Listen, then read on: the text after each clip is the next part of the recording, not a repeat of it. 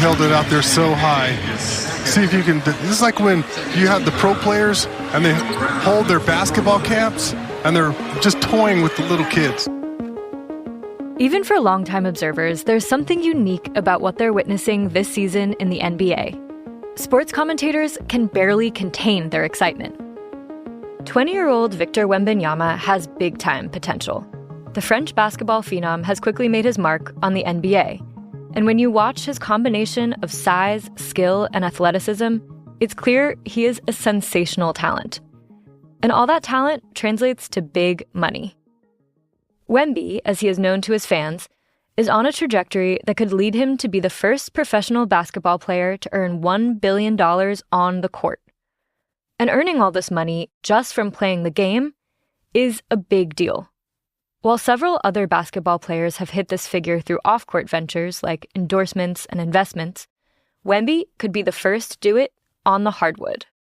When you talk to him about all this hype, as Bloomberg's Randall Williams recently did, it's clear he knows he's got his work cut out for him. When was the moment you realized you made it? Did I make it, though? I'm not sure. Today on the show, we'll look at how Wemby could become the NBA's first on-court billionaire and what makes him so unique, both on and off the court. I'm your host, Sarah Holder, and this is The Big Take from Bloomberg News.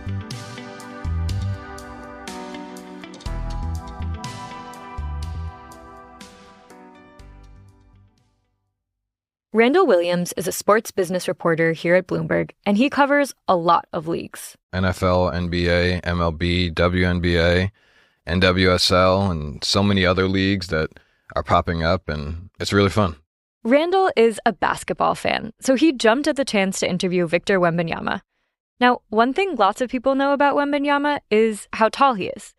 But Randall says there's a difference between knowing how tall he is and feeling it when you're standing next to him. People don't realize what 7'4" or 7'5" looks like until they're standing next to it. And you've had the rare chance to stand next to them. Yeah, I'm not 6'10", I'm 5'10", so imagine someone much, much smaller standing next to Victor Wembanyama. And like the height thing is one thing.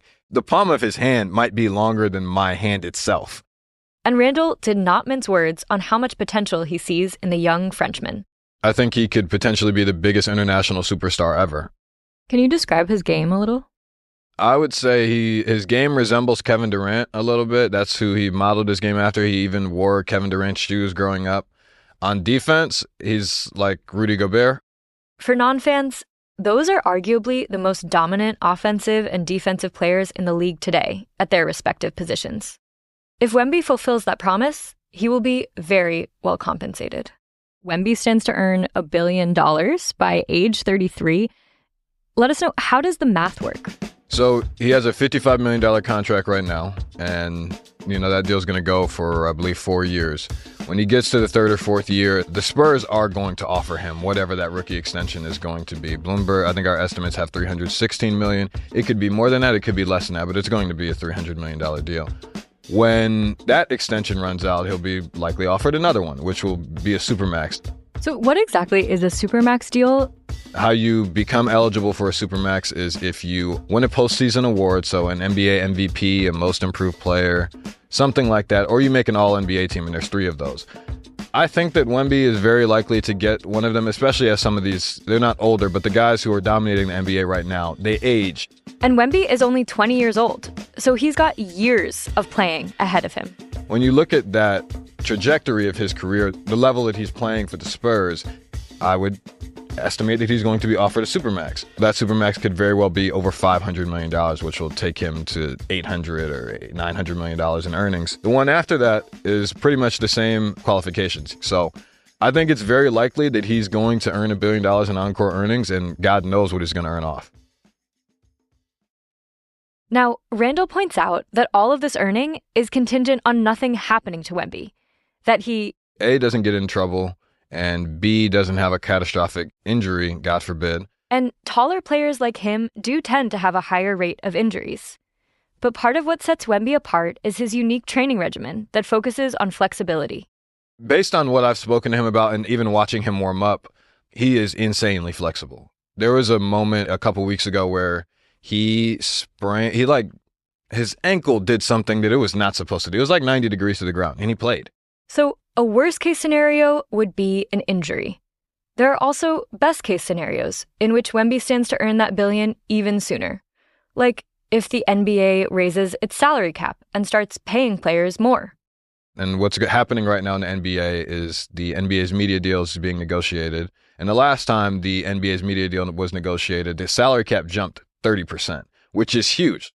It really just set up the NBA's players to earn a lot more. Well, this new media deal is going to triple the last one, meaning the salary cap is likely going to jump again.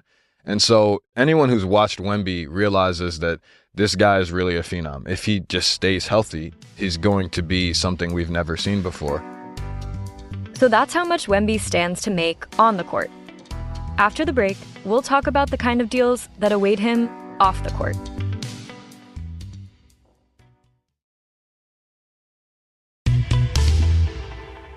For a young star like Wemby, there are no shortage of suitors that want him to endorse their products and brands.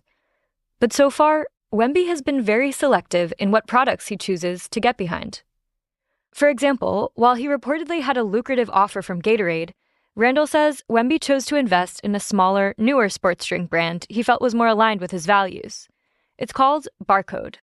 So Barcode is a plant-based drink founded by Mubarak Malik. They call him Bar.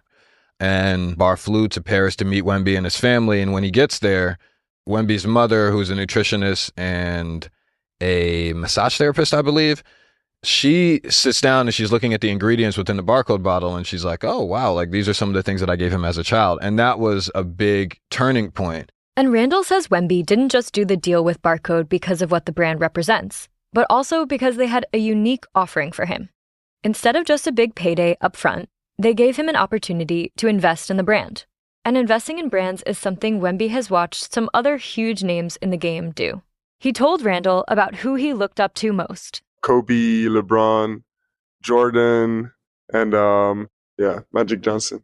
These aren't just four of the NBA's greatest basketball talents. LeBron James, Michael Jordan, and Magic Johnson all have net worths north of $1 billion. The late Kobe Bryant's estate is well on its way to eclipsing that number as well.